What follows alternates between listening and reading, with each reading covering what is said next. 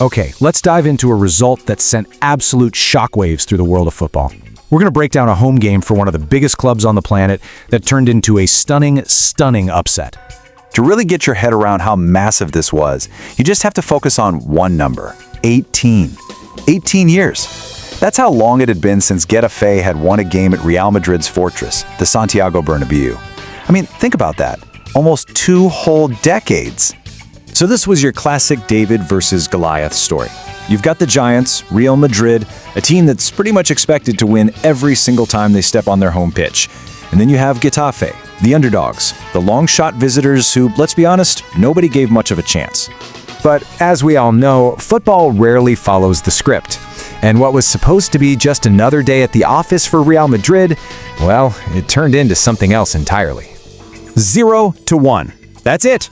A single goal was all it took. For all of Madrid's firepower, for all their superstars, they just could not find a way back. The Giants fell, at home, to just 1 goal. So, what was that decisive moment? How did it happen? Well, it all came down to one incredible strike in the first half that left the entire Bernabéu in just stunned silence. Now, what's really interesting here is that this one moment of magic from Martín Satriano wasn't just some random fluke. No, it kind of felt like a symptom of a much bigger problem. Madrid just couldn't break them down, and that one goal exposed a crack in the armor that turned out to be fatal. And this is where things start to get really concerning if you're a Madrid fan, because this loss doesn't feel like a one-off. It feels like part of a really worrying pattern, hinting that maybe there are some deeper issues going on at the club right now. And here's what really makes this loss hurt. It's not just the 3 points dropped. It's that it widens the gap to their biggest rivals, Barcelona, to a 4-point lead in the race for the LaLiga title. It's a huge blow.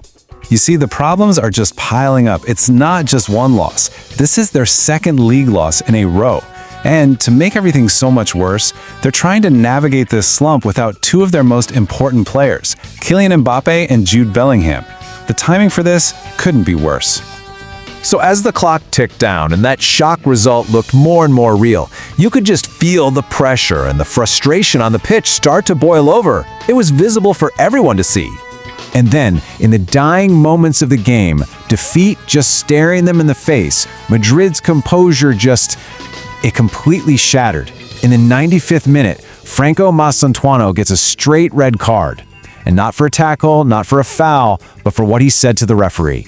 The referee's report lays it out crystal clear. What a disgrace. Shouted at the official. Twice. I mean, that's not just a player losing his cool. That's a sign of a team completely unraveling when they needed to hold it together the most. And even the coach, Álvaro Arbeloa, he knew it. He basically admitted there was no excuse, saying he must have said something, and that can't happen. You can just hear the disappointment. He knows a line was crossed. But, and this is a big but, despite the shocking loss, the injuries, the red card, the message coming from inside the club wasn't about surrender. No, it was pure, unfiltered defiance. And here it is, this powerful statement from the coach in his press conference. Nobody here will give up. This is Real Madrid. I mean, that's more than just a soundbite. That is a declaration of who they are.